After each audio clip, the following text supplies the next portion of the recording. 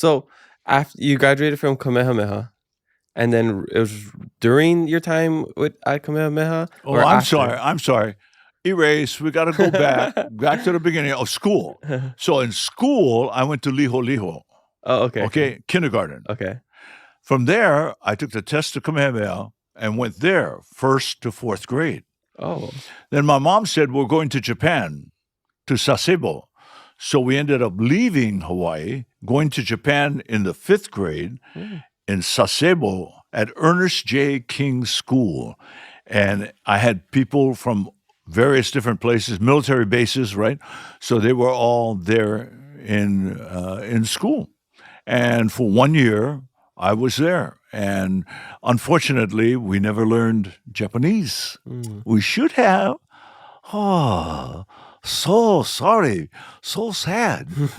But the respect for the Japanese culture became a part of my life, mm, and I would never forget that. And I would go back to Japan and during the hula time, right, Merrie Monarch, which started in 1981. So there I was. This is a very complicated story because there's so many things that mhm, happen, right? So when I went to Japan, I went back to, we lived in Halawa housing, and I went to IAEA, elementary and intermediate. mm, Then 10 of us from IAEA, elementary and intermediate, tried to get into Kamehameha as freshmen and got in. mm. So the kind of taking your friends along with you was really beneficial. And then my old friends from small kid time were all at So Kamehameha. it's like a big reunion. Big reunion from two sides, and I Yeah, never that's forgot awesome. that. It was something because Joe Moore graduated from IAEA Mhm. 1 year after me, Oh, IAEA okay. High School. So that's where I would have gone, Mhm, but I ended up at Kamehameha. mm, So, and it was Vietnam time, the 60s. So it was very, very tough. Um, but what saved my life was I was 4F because I was a wrestler. And so I got into wrestling and I put out my arm one time and mm. it was in a different shape.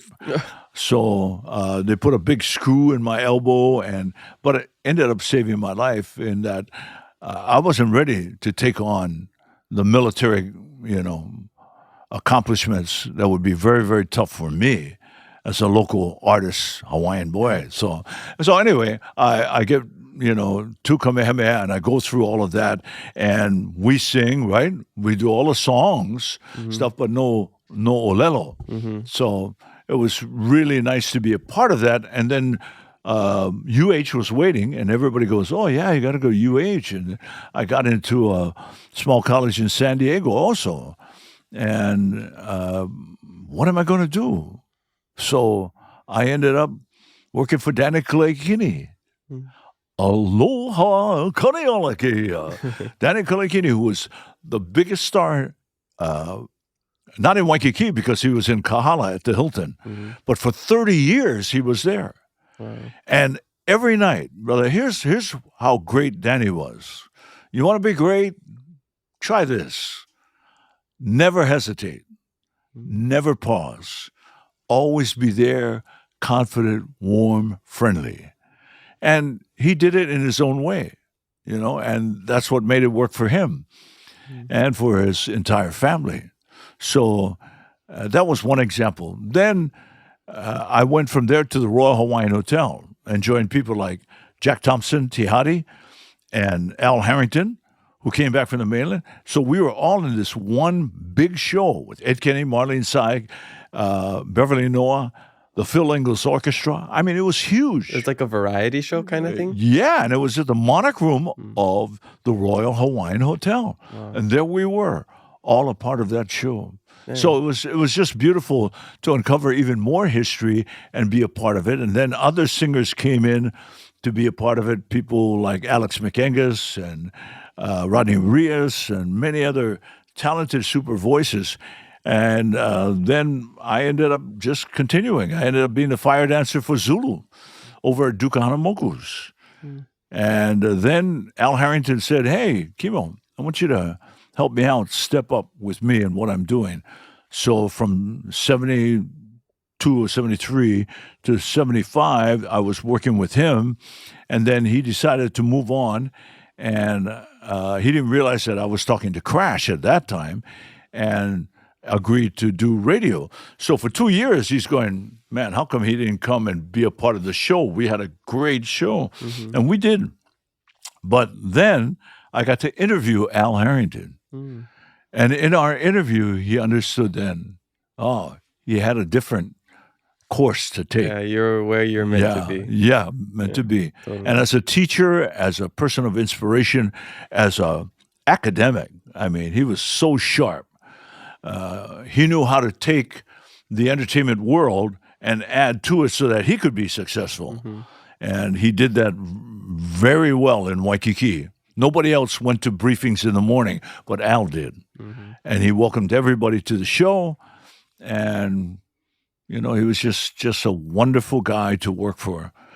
And then going through that entertainment and trying my own show, which was very interesting. I'm going, whoa, this is show business. And it was wonderful because I had to, you know, hey, there's no halfway. You got to do it right or don't do it at all. So I learned a lot about where to go and what to do and, you know, how to be a part of entertainment. And then Carol Kai goes, hey, Kimo. Oh, actually, it was Merrie Monarch. Oh, Merrie Monarch. 1980. I get a call in 1980 from Dottie Thompson, who's the mother of Luana Cavello, she's the mother of Kathy. And so that 3 generations of great ladies spearhead Merrie Monarch along with a great team. And Auntie Dottie said to Kimo, you think you want to do Merrie Monarch for 1 year? And I said, whoa, wait a minute. Just 1 year? I don't have to do it forever and go back again and again and again? I said, Auntie Dottie, you sure? Just 1 year? Yeah, come, be a part of it. Oh, she sucked me right in. And I loved it. I mean, I said, hey, I only got 1 year. I'm going to give it everything I can to perpetuate hula because I did all of their benefits so that they could go to Merrie Monarch. But I didn't realize that eventually I would do it. And were you a hula dancer yourself at this point? Many years before, yeah. Like you're in a halau. I was a hula dancer. This was the recognition of hula for me has to be Auntie Mikey. Mikey Ayulek. Is that same with Robert Casimiro? Because she helped so many others. Robert Casimiro, just so many wonderful kumuhula. Mapuana de Silva, just so many. And so because of that, she was very special. I went in there to be a part of her halau and be a part of this big celebration that she was having. And it was happening at the concert hall, and it ended up being so nice. And I ended up, you know, the pahu drum, and all the girls would come in, and I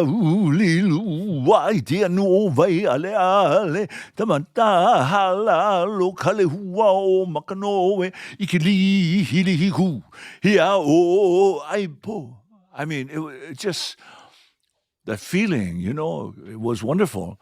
And the man who gave me that when I was in the 4th grade, Kaupena Wong, he's the guy who chanted and asked me to help him to do the Makahiki chant in the 4th grade. I didn't know, so I just did it. And I go back and look at wow, that was a lot that he gave me, and I was able to do. So, and then I would see Kaupena with radio things and with helping the community and musical groups, and Kaupena would be walking in for the Hawaiian events. And then when I got to Merrie Monarch, he goes, hey, Pally, how you doing? So it was the beginning. And Auntie Dottie, she kept me going. Auntie Dottie kept me going at the Merrie Monarch Hula Festival. She said, 1 more year, Kimo. No, she didn't. She didn't at all. Here's your plane fare. You come in on, okay, and you're going to be staying at this hotel. Okay, and we have a little for you while you're there. That was it. There was no asking, brother. After that first she year, was telling. she was just telling me. And then I never forgot how beautiful that was. Wow. How special. And how many kumuhula we got to meet who have now passed on. But we got to meet and be with them and watch them on that beautiful stage. Oh, chicken skin broth, 43 years. Hello? 43 years, brother. Next year, going to be 44 if I'm lucky enough to be there.